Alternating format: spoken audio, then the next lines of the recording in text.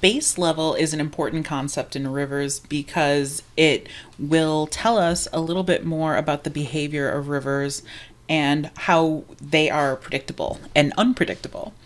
Base level is the elevation of the body of water that a river flows into. In our last lecture, we talked about the Genesee River, which flows north. It's about at 1,000 feet elevation in its headwaters, maybe closer to 1,100. And it flows north into Lake Ontario. Lake Ontario is the base level of the Genesee River. Lake Ontario empties into the St. Lawrence Seaway, which is the base level for the Great Lakes then. And the St. Lawrence Seaway flows into the Atlantic Ocean. The Atlantic Ocean is what's called ultimate base level because it has an elevation of 0. So when the Genesee River flows into Lake Ontario, that's an example of local base level. Local base level can include a lake, a reservoir if there's a river that's dammed, or another stream that a stream might flow into. It is a tributary of those streams. So all of the energy in a river is directed at getting towards base level. What that means is that when a river is really far from its base level, it will try to get to its base level as quickly as possible, and it will downcut through its channel or vertically erode. And so we see that here at Antelope Canyon. This is in Arizona, and this is on a Navajo reservation right outside of Page, Arizona. So you can see some cool stuff here. So Antelope Canyon is a really, really narrow canyon, and it's called a slot canyon. Actually, if you've ever seen the movie 127 Hours with James Franco, about a true life story about a man who fell down a slot canyon in Utah, not in Arizona. As he fell down the slot canyon, and he told no one where he was, of course, he dislodged a boulder and it pinned his arm up against the wall of the canyon, and he was stuck there for days, and he eventually cut his own arm off with like a Swiss Army knife and eventually gets out of there. It's an insane story. It is hard to watch, but that's what a slot canyon is. So when there's water in Antelope Canyon, it rushes down and flows over the surface and rushes down into its canyon. This canyon, every time it rains, gets a little bit deeper. It gets a little bit closer to its base level. And so the river is just, when it exists, because it's dry when I was here, just kind of carves its way right down through this canyon.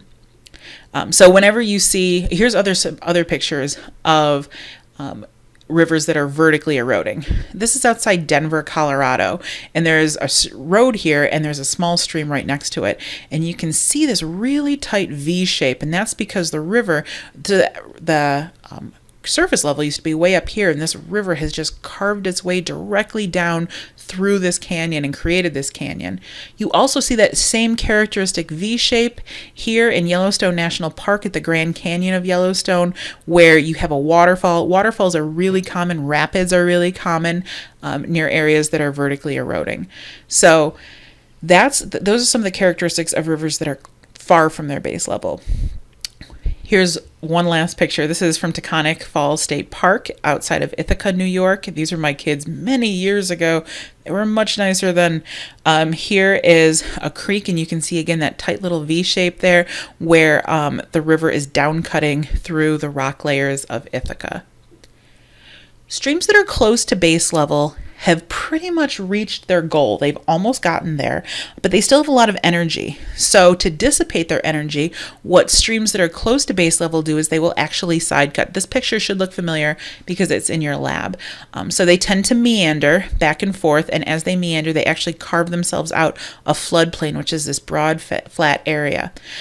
Side cutting is also called lateral erosion because lateral means side. So this is like side to side erosion of the river through the floodplain. You can see that this is another aerial view of the Genesee River outside of Geneseo. So again, you see this river meandering, the Genesee River meandering. Its floodplain is basically from here to here. You can also see that outside of New York City, this is an example of rivers flowing into ultimate base level. This is Long Island, and this is sort of Long Island Sound back here. It's pretty cool. So then you have rivers that don't really fit into either category. And that's what you see here in this picture of the Grand Canyon. So There's evidence for lateral erosion, right? There's evidence for side cutting because this river is definitely meandering. But there's also no floodplain. This river is also cutting down through the rock. So what happened here is a process called river rejuvenation. River rejuvenation is what happens to rivers if there is a tectonic change. So what happened here with the Colorado River is that it was initially pretty close to its base level. It was meandering. And what happened to form the Grand Canyon is that the entire region then was uplifted.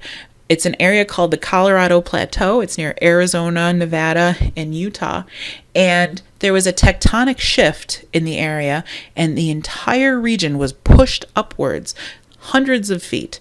And when the land was pushed upwards, the river was also pushed upwards. So this meandering river was uplifted very far from its base level again.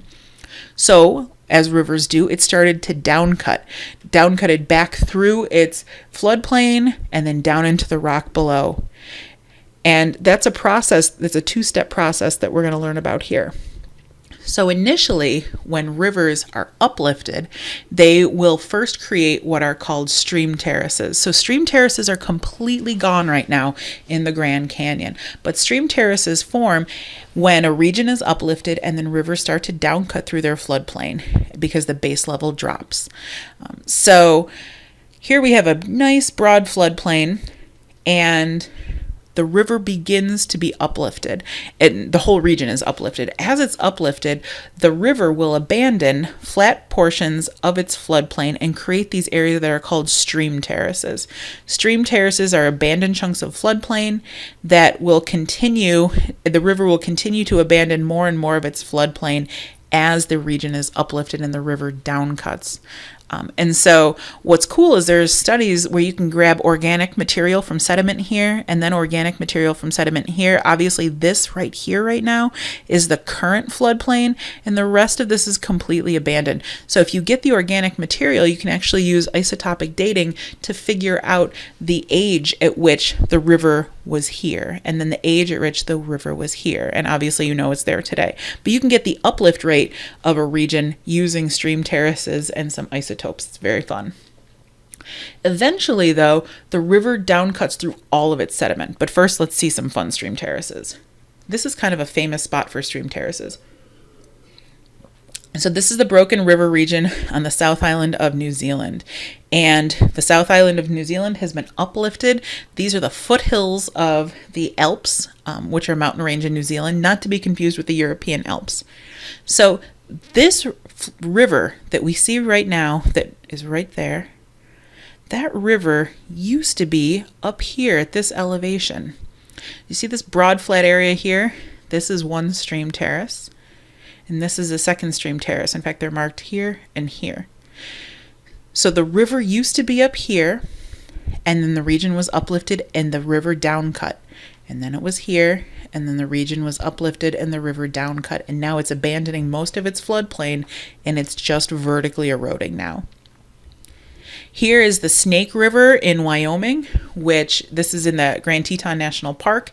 This was a very hazy morning, but you can see this is the Snake River as it is meandering across its floodplain. And the mountains in the background tell you everything you need to know, that this area has also been uplifted. And there are stream terraces here.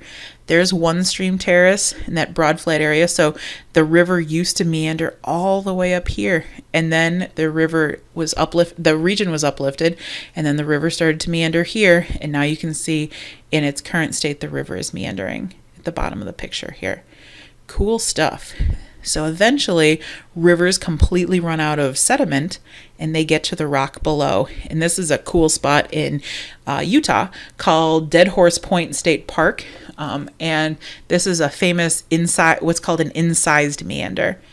When a meander cuts down through its entire floodplain and starts hitting the bedrock below, and it'll keep eroding right into the bedrock. It can't meander anymore because it's really, really hard for a river to erode through rock. So it will create what's called an incised meander because the meander is literally carved into rock. So that's pretty fun. Our next section is all about how rivers and streams erode and what sort of features they produce when they do. All right, stay tuned.